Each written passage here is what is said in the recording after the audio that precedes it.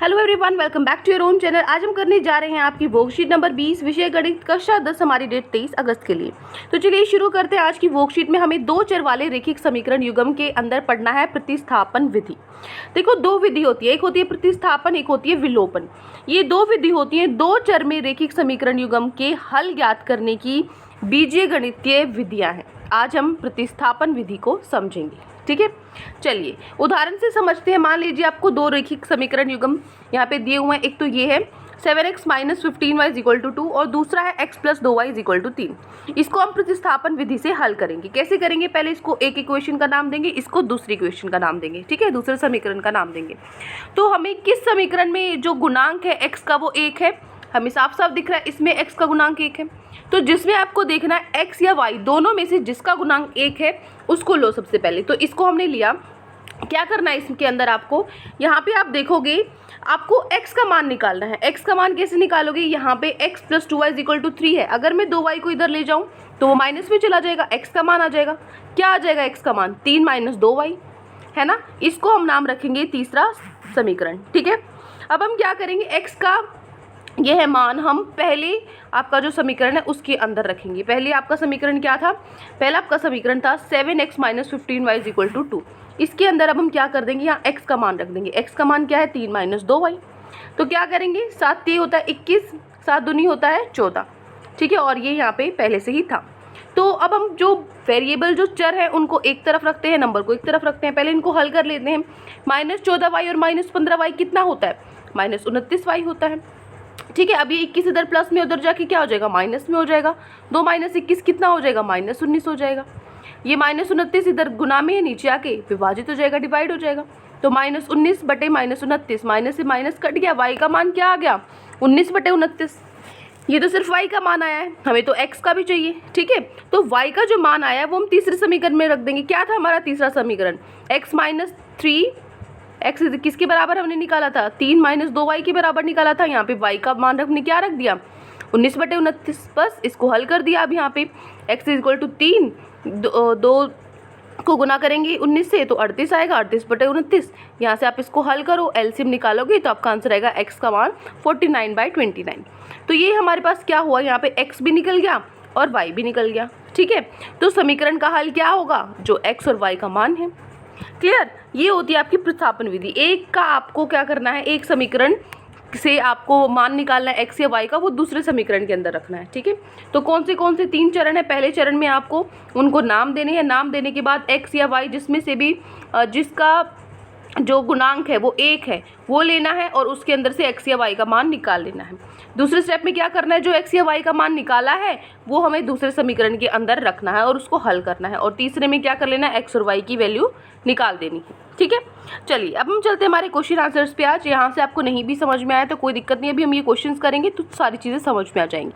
चलिए, तो ये 4 क्वेश्चन आज हमें दिए गए हैं। पहला आपका क्वेश्चन है डैश और डैश रैखिक समीकरण युग्म के हल ज्ञात करने की बीजगणितीय विधियां हैं। कौन सी है? अभी हमने करी थी ना, एक तो है प्रतिस्थापना विधि और एक है विलोपन विधि।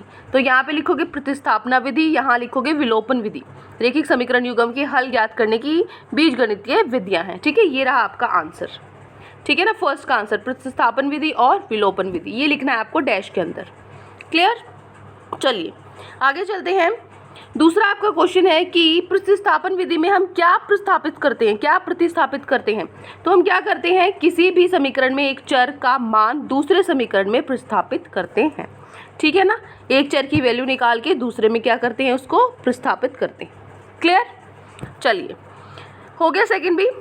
अगला क्वेश्चन है आपका, तीसरा प्रश्न है प्रतिस्थापन विधि से हल ज्ञात कीजिए। ये आपको 2 समीकरण दिए गए हैं, ठीक है, इनको आपको हल ज्ञात करना है इनका। चलिए निकाल लेते हैं यहाँ पे x और y की वैल्यू। तीसरा प्रश्न है आपका, कौन से सबसे पहले क्या करना है, हमें नाम देना है। ये है आपका पहला समीकरण और ये है आपका दूसरा समीकरण।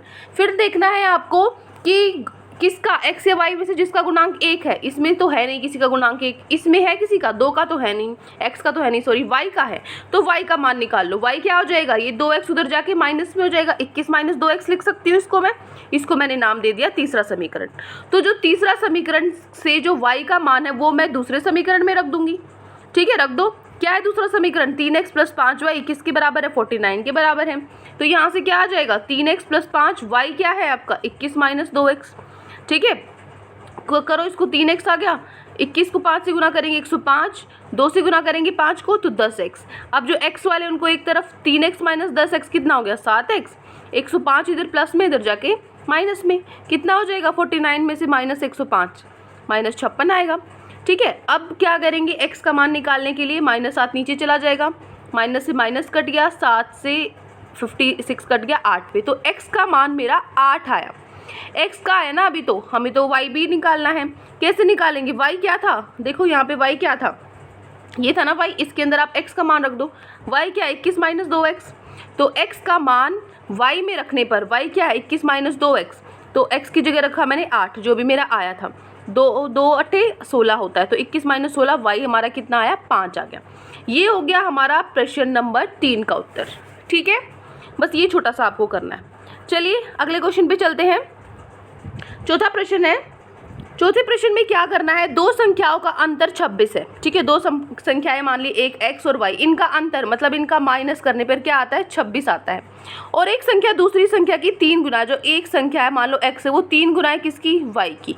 तो इन्हें ज्ञात करना है आपको, x और y ज्ञात करना है, युग्म बनाकर हल कीजिए। यो युग्म तो हमने बना दिए है ना, बस इनको हल करना है। चलिए देख लेते हैं प्रश्न number 4।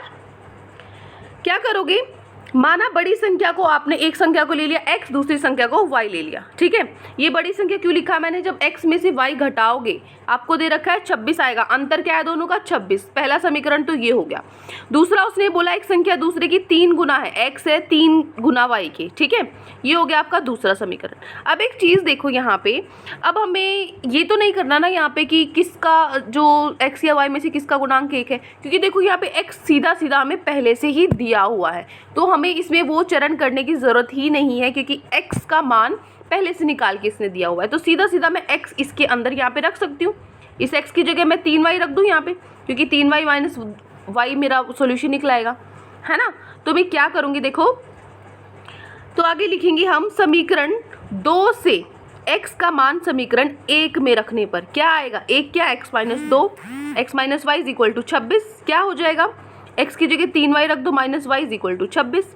3y minus y 2y होता है, 26 के बराबर हुआ। अब y क्या हुआ, ये 2 इसके साथ गुना में है, y के साथ ये नीचे विभाजित हो जाएगा, तो 2 से 26 कट जाता है, y हमारा आता है 13। y का मान 13 निकल आया, तो ये सिर्फ y का निकला है। अब मैं यहाँ पे y का मान रख दूंगी तो मेरे पास x का मान निकलाएगा ना। y क्या है देखो, x किसके बराबर है, x मेरा है 3y के बराबर, तो यहाँ पे y की जगह मैं 13 लिख दूँ, 3 गुना 13 39 आया।